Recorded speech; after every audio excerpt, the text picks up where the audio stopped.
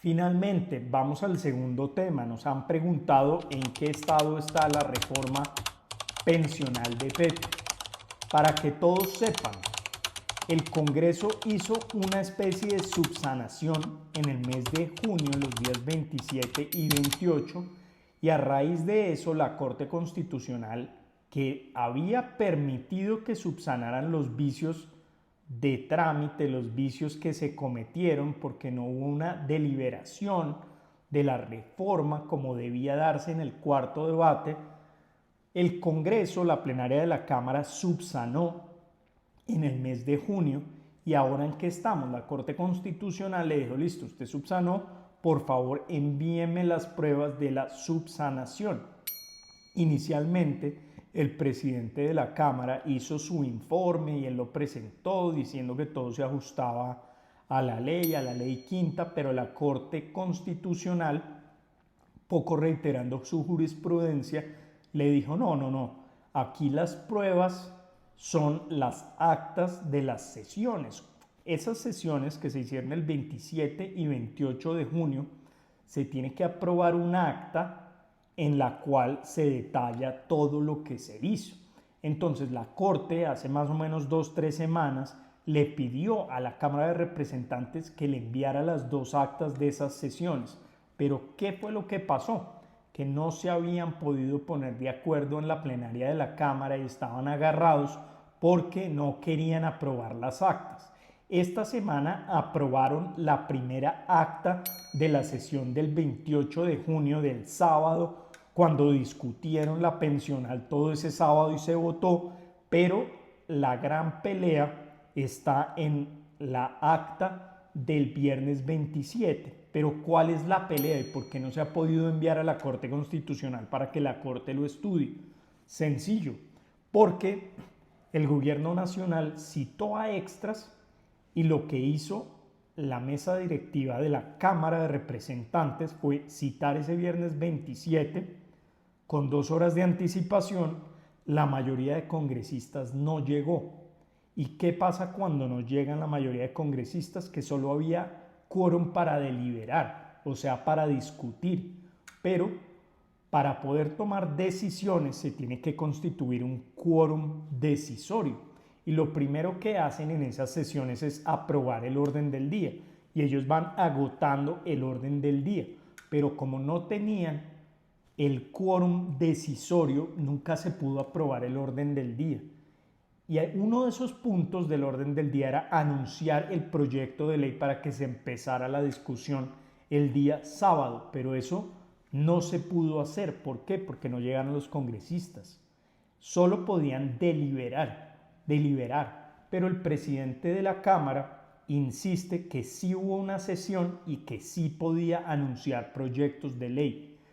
Pero hay una gran oposición, por ejemplo, liderada por Catherine Jubinao, que dijo que no se podía anunciar proyectos de ley sin que se aprobara el orden del día.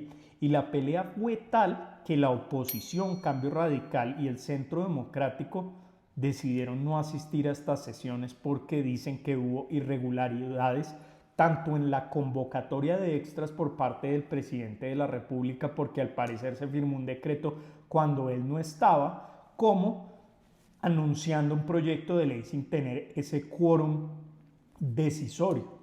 Entonces, ¿qué hizo ese viernes el presidente de la Cámara?